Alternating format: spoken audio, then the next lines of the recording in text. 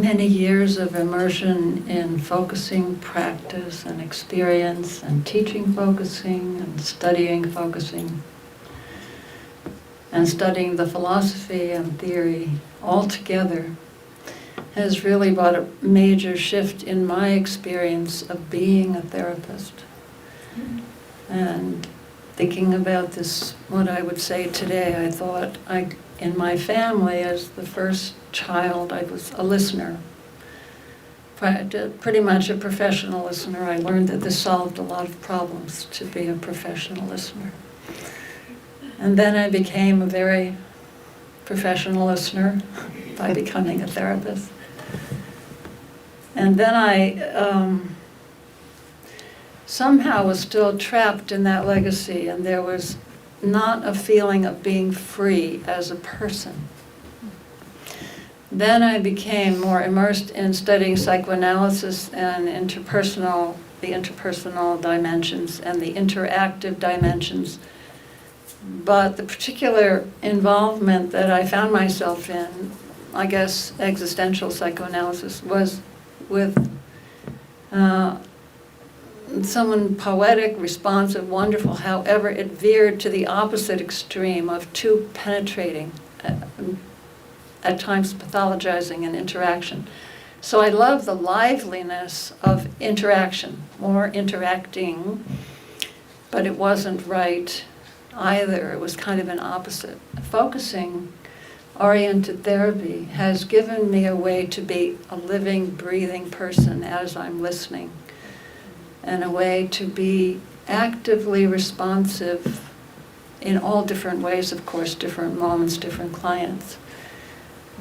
Whether I'm being silent or actively speaking, to feel I'm a person there with another person.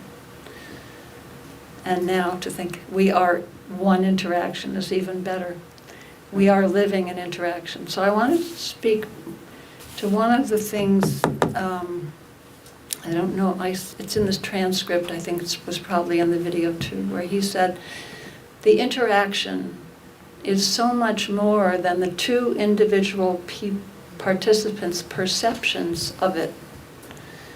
And this is an important philosophical point. He has a philosophy paper called The Primacy of the Body, Not the Primacy of Perception, which is an answer to Merleau-Ponty's The Primacy of Perception, which is beautiful. However, Jean carries philosophy forward by speaking about the knowing that we have that's beyond what we know through hearing and seeing and smelling and tasting, the five senses. We know in a bodily way, in a whole bodily way. And he coined the phrase the plant body, which I haven't heard any other philosopher use. We can all think of having animal bodies. We're humans, we have all the richness of animal bodies. We also have plant bodies. Plants live and know how to use sunlight and water without having eyes and ears, without having perceptions, what he calls the 5 peepholes of perception. They're not gathering information in through perception. They know with their whole bodies how to use sunlight and water. So this is one example of a way in which Jean's philosophy has nurtured me in a very deep, conceptual way in the intimacy of interaction in a therapy session. I really have come to trust so deeply in this knowing beyond what I can think, and trusting the sensing, that was so beautifully expressed in these case examples, the capacity to sense in this deep way. And in one moment there in the DVD, when Jean was talking about even when he's doing focusing alone, what gets him out of a self-deprecatory attitude is pausing and waiting for something fresh to come. And learning, practicing that slowing down, that pausing, waiting for something fresh to come. It's just so beautiful, it's so relaxing to trust that deeply. And then this pausing gets built into therapy, the pausing for what's not yet known.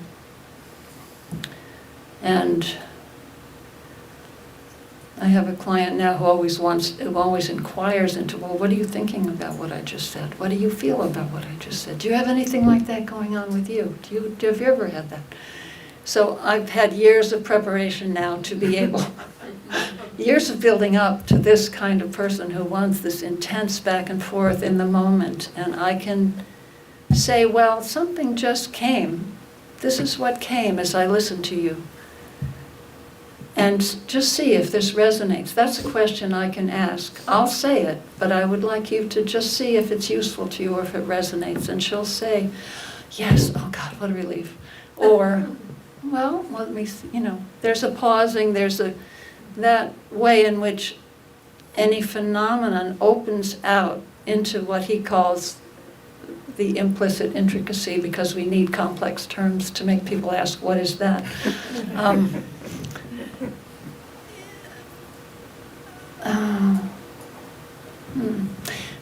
I also like this word knack.